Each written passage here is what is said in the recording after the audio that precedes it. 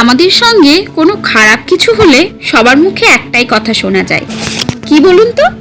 যা হয় ভালোর জন্য হয়। আজ এরকম একটি গল্প আপনাদের শোনাবো, তাই বেশি দেরি না করে গল্পটি শুরু করা যাক। একদিন আকবর তার প্রিয় তলোয়ারটি পরিষ্কার করছিলেন এবং তলোয়ার পরিষ্কার করতে করতে তলোয়ার লেগে তার আঙুল কেটে গেল এবং প্রচুর রক্ত বের হতে লাগলো।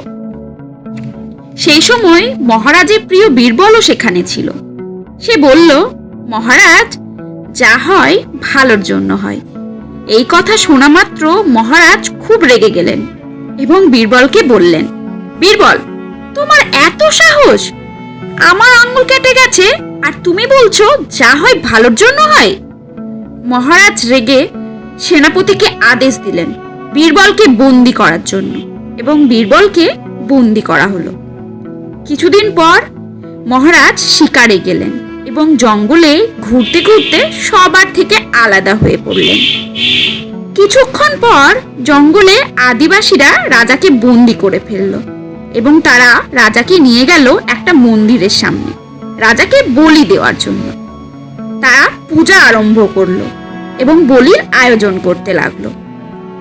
হঠাৎ আদিবাসীদের মধ্যে একজন দেখতে পেল রাজার একটা আঙুল কাটা, আর তাদের নিয়ম অনুযায়ী কোনো অসম্পূর্ণ মানুষের বলি দেওয়া যায় না। তারা রাজাকে ছেড়ে দিল। তখন রাজার বীরবলের কথা মনে পড়ল। তিনি নিজের রাজ্যে ফিরে গেলেন এবং দ্রুত বীরবলের কাছে গেলেন ও বীরবলকে সব ঘটনা খুলে বললেন। সব শোনার পর বীরবল বলল, আমি তো আগেই বলেছিলাম মহারাজ, যা হয় ভালোর জন্য হয়। মহারাজ বললেন, আমার সঙ্গে ভালো হয়েছে, কিন্তু তোমার সঙ্গে কি ভালো হয়েছে শুনি? তখন বীরবল হেসে বলল, আমার সঙ্গে তো আরো ভালো হয়েছে মহারাজ।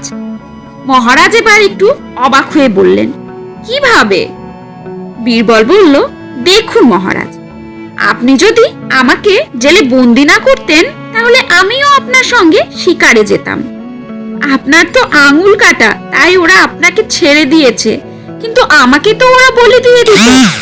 সুতরাং যা হয় ভালোর জন্য হয়। আমাদের জীবনেও মাঝে মাঝে এমন খারাপ কিছু হয়, তখন আমাদের মনে হয় আমাদের সঙ্গে এত খারাপ কি করে হতে পারে।